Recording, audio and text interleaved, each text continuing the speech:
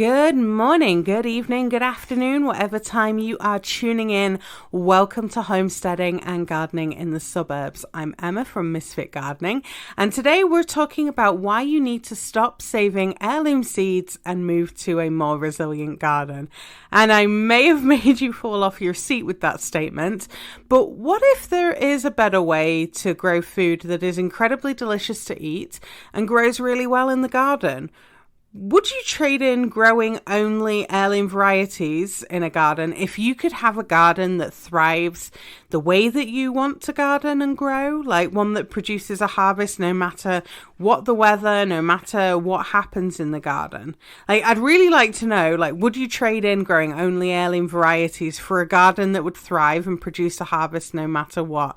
Let me know in the Facebook group, and you can click the link in the podcast description to join the Facebook group. Just make sure that you fill out all the questions so my team know to let you in. But yeah, would you trade in only, if you were only growing heirloom varieties, would you trade all that in for a garden that produces no matter what? And I've got a lot of heirloom plants that I grow in my garden, and if anybody was to take a look at the several totes of seeds, I know we've talked before that I have a little bit of a seed saving problem, but I have a lot of different seed varieties, and I would say probably 80% of them are heirloom varieties.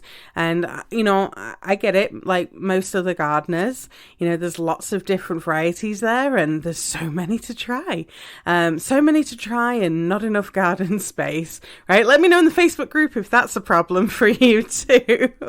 But I would really like to hear from you as to, what would you trade to have a garden that's going to produce consistently in, your own backyard. And, just some food for thought whilst that's mulling around, right? If you could have a garden that did produce no matter what pests came along, no matter whether you had really dry, hot summers, or if you had a super cold and wet spring, if there was going to be plants that would consistently produce that is tasty, delicious food for you, your family, and even your community. So whilst that's mulling around in the back of your mind and you're contemplating on whether or not you would do that, let's first establish some common seed growing and seed saving terms, just so we're all on the same page. So let's first of all talk about what an heirloom is. Okay, an heirloom plant variety is one that has been grown and maintained by only breeding with other plants of the same variety for many years, usually more than 50 years. They often have a story attached to them about how they were found or discovered or even grown. These seeds may also have been passed down through a family. Heirloom plants can be difficult to grow in a garden. Please let me know if that's an issue that you run into as well. It certainly is in my garden. Heirloom plants often need more support from me as a gardener, right? They need a bit more caring. I feel like I'm an overbearing mother to them sometimes. They need more vigilant checks for pests and diseases, and sometimes they even need more inputs to grow, they need a lot more compost or an organic fertilizer application to have them to a point where they're producing well. Open pollinated is another term that you will see a lot when it comes to seeds, and what that means is these varieties of plants will grow true to type. So that means that the plants that you will grow, they look like the parent plants that you saved the seed from. Pollen is shared between plants of the same variety, and if this sounds like an heirloom, it's because heirloom plants are also open pollinated. The difference is that for an heirloom, that the variety has been kept for longer than 50 years. You can have open pollinated plant varieties that are not heirlooms, but you can't have an heirloom without it being open pollinated, if that makes sense. Okay, let's talk about hybrids. This is often a point where fights start out amongst gardeners, usually around, growing hybrids or not growing hybrids. But let's talk about what a hybrid plant is, because it is not GMO. Okay, it is not genetically modified by using,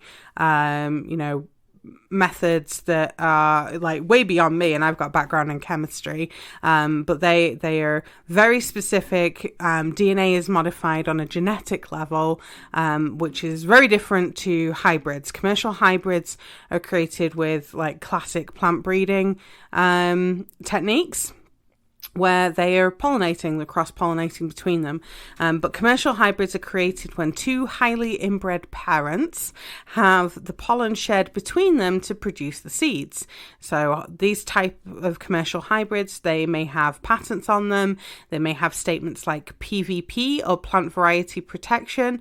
That is an act here in the US. Or, the creation of a hybrid is proprietary information for the seed company or the plant breeder. You often see these varieties as F1 hybrids, as they are listed in seed catalogs or on the stand in the big box store. Like, just check out your seed packets, right? Most of the time they will say if it is an F1 or a hybrid on there. If it says something like a PVP, then that's probably also a hybrid as well. Now, commercial hybrids of broccoli, cabbage, kale, cauliflower, turnips, parsnips, rutabaga, also known as Swede if you're English, radish, onion, carrots, beets, lettuce, even sunflowers have what's known as cytoplasmic male sterility. These have been bred not to produce pollen, and pollen comes from the male plant parts, and these plants cannot self-pollinate. So when they're doing these kind of breeding activities from the seed breeder or the plant breeder and the seed company, get my words right, it's an easy way for them to be able to control where pollen's coming from, because if you are producing plants that are male sterile, they can't be accidentally self-pollinated. So you know that the pollen that's being introduced to that plant is going to form successful pollination, or what's known as a cross, right? So what happens is the offspring that's produced from these hybrids that have this cytoplasmic male sterility, they're missing anthers which produce pollen, so these plants are permanently sterile. If you are producing, hybrids for, this kind of commercial activity, then that's a really beneficial thing to have. Just as I mentioned, it helps you control like where the pollen's coming from for those crosses and, the pollination that is happening. But in a garden kind of activity where you're wanting to have a more self-reliant way to garden, that's not a trait that you are going to want in there, because you need that pollen to be able to move freely around your plants to help improve diversity. So one of the questions you might be asking is, how are the inbred parents made? And basically the inbred parents are made by selecting plants of the same variety, which show the traits that the plant breeder or the seed company are looking for. And then these plants of the same variety are pollinated or crossed with each other over and over again, right? They kind of keep the lines very, very tight. They're often, like redoing it between like the parent and the child of the seeds, not of people, to help kind of make those traits very prominent, right? Those recessive traits, they want those to be expressed so they can see them and then use them in other breeding projects. Now you might be thinking, well, that inbreeding sounds a little bit like what heirlooms or even open pollinated are doing, and you would be correct, right? Hybrids have what is known as hybrid vigor, and it appears as this strong, fast growth. And it really means that the hybrid plant is growing better than the inbred parent plants. And you might have seen this in your own garden if you've saved seeds and planted it again. Your saved seeds grow better than the seeds of the parent varieties. And this is more likely to be coming from the sharing of genetics from the pollination of different plant varieties. It's starting to reverse inbreeding depression. So let's talk about what inbreeding depression is. This is quite the lesson this morning. Sorry about that. Problems like loss of growth, spindly plants, more susceptible to pests, more issues with diseases, fewer seeds being produced because the plants are not as fertile. You might see fewer fruits, right? Lower yields, fewer flowers, right? They're all indicators of plants not being as fertile. You might also see low germination rates. These are all signs of inbreeding depression, and they are not uncommon for heirlooms. And this problem occurs when plants are too inbred, right? They have low genetic variability because the plants are pollinating with other plants that are too closely related, right? I talked about how parents and child in plants are kind of bred with each other to help get them to be super inbred for the hybrid industry. And this inbreeding depression also happens when plants are too genetically similar. The plants are not sharing enough pollen with enough plants, also known as the population size, right? For healthy plants, you need diversity, you need a bigger gene pool, and that helps stop some of the issues of inbreeding depression, right? These plants being more susceptible to pests and diseases and having lower yields, right? These are all issues, and we don't want these issues if we're trying to have a more resilient and more self-reliant garden.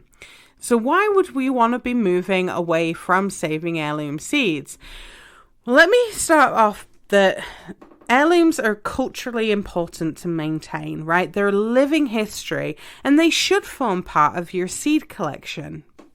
But if you're wanting to grow a resilient garden that's going to provide for you, your family, even your community, no matter how the weather is beating down on your garden or the pests that are coming through your yard, you really need to look at another way to garden. And if you want to have a slightly more hands-off approach to gardening, which in a really busy homesteader's lifestyle, especially if you're working full-time as well, this starts to become really, really interesting very quickly. Because if you're wanting to have more hands-off approach to your gardening, you can really home in on low inputs like no fertilizers, no pesticides, or maybe low irrigation because you're living somewhere where you don't have a lot of water anyway, or it's difficult to get it to your garden, then you should really consider landrace gardening. So what is a landrace? Well, plants are genetically diverse, they're freely pollinating, and they're locally adapted. You don't need special seed-saving equipment to prevent pollination from other plant varieties or anything like that because you want them to pollinate with the different plant varieties. That's one of the key things for this type of gardening. You want that genetic diversity, and that comes with pollination from different plant varieties. Landrace varieties are made by a survival of the fittest and gardener preference for seed saving and selection. So basically, if it grows well in your garden without you having to coddle it growing like a neurotic parent, you like how it tastes, then you save the seeds from those plants to plant again in your garden the following season. That next season, you do the same thing again. Each season that you do this, your plants home in on how you garden and how you want them to taste. And this is the basics of plant breeding and how the heirlooms of today were selected and maintained all those years ago. And this is really like a right for humanity to be able to grow food and save seeds to grow again without all this weird and wonderful stuff that is happening on the industry of food production on a larger scale. If you're wanting to really manage this small scale for you, your family, your neighbors, right, having this type of garden, this landrace garden, is going to be so much better for you and the people that you are serving by growing this food, right? This type of gardening is where you start to have the genetic robustness to be able to combat this year we've got an incredibly hot summer and we've got really low water levels.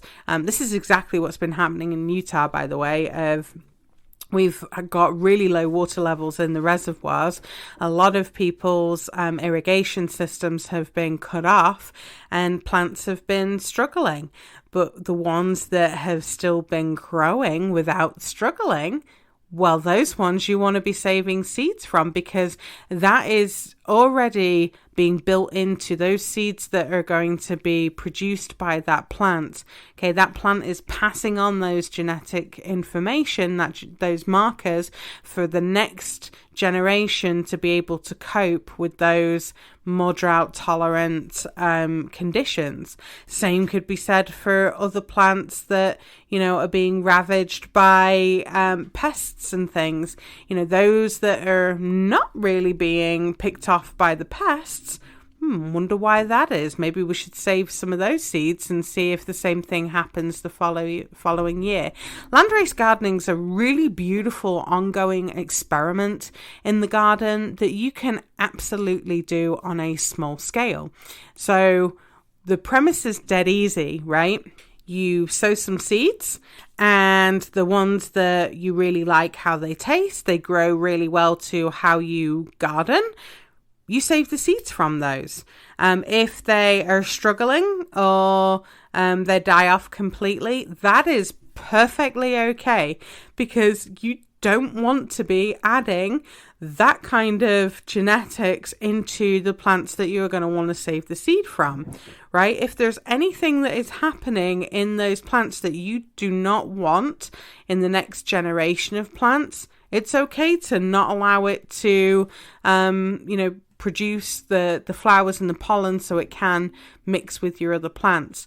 And that's one of the nice things about landrace gardening too, is you don't need to be worrying about, well, I've got to grow this plant, you know, so many feet away from this variety so they don't cross with each other, so I can keep growing, you know, this one variety. You can have like closer together spacings of plants, although you want to maintain some distance for proper airflow and things to kind of reduce pests and diseases, but you can have things growing much more closer together. Things are going to be crossing, you know, at some point. Even plants that don't readily cross-pollinate, like beans are a great example, and because of how their flowers are formed, they don't readily cross-pollinate with one another, but occasionally they do. And having, you know, the bees coming through and those wasps and, you know, even flies, butterflies, hummingbirds, like I've got runner beans, and every year like that those grow, I always see hummingbirds on them. But those, you know, insects that are helping to share that pollen, you're going to get some randomly pollinated bean seeds that you'll see as you're going through your seeds, and then you're starting to kind of pull things together for seed saving. Ones that look unusual and stuff, you should totally put those to one side and grow them again the following season and see if they grow any better. And, you know, having this open, you know, pollination, this free movement of pollen in your garden. Oh my gosh, I'm making it sound like some hippie commune. But but that's not what I'm trying to say. What I'm saying is you want this natural free movement of pollen between the plants, because it's these crosses that are happening naturally within your garden, and then saving those seeds and replanting them all again. This is where you're going to start building up the resilience to the growing conditions and how things happen in your garden, right? Another gardener might grow completely differently from you. You might be one of those gardeners who just kind of puts it in the ground, gives it some water, and then once it's sprouted, it's on its own, right? If it can grow and fend off, you know, all that nature has to throw at it, it's going to be a pretty tough cookie, right? And, you know, that might be how you garden. But your gardener next door might be one who's very much, you know, sort of carefully watering it every couple of days. They're checking for, you know, the slugs or the snails coming along, and if they see issues with that, then they're going to go ahead and, they're going to treat with some, maybe some organic slug pellets or something, right? They're going to keep protecting that plant. And, maybe after it's been growing for 4 weeks, they're adding some organic fertilizer to that plant to help it keep growing, right? The seeds from their garden are going to be very different in terms of, their resilience from the garden where you're very much kind of, I'm just planting it and letting it do its thing. If it grows, it grows, it grows, it's all good. So there's those kind of aspects which are then passed on genetically to the seeds that you are saving. But you as a gardener have, an element of control in the seeds that you are going to be saving.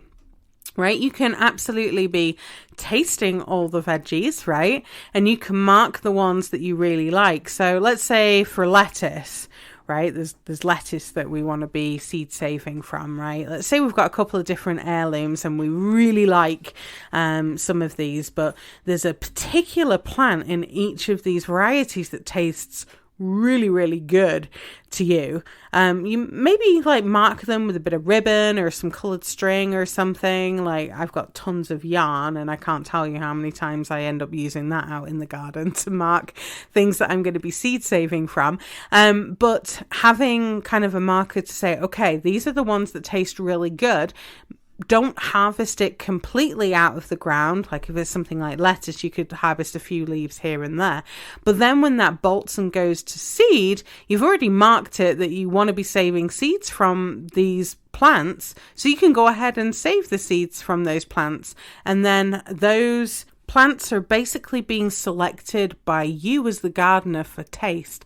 And the more that you start to select things for taste, the more that is going to become prominent in your garden. You're going to be creating a garden that grows to how you want things to taste. Now, one of the things my husband and I were talking about as we start our moving journey to our new homestead, one of the things that we were talking about is what are some of the plants that are really important to us that we really like to grow. And one of the things that really struck us recently is a couple of melons that I grew.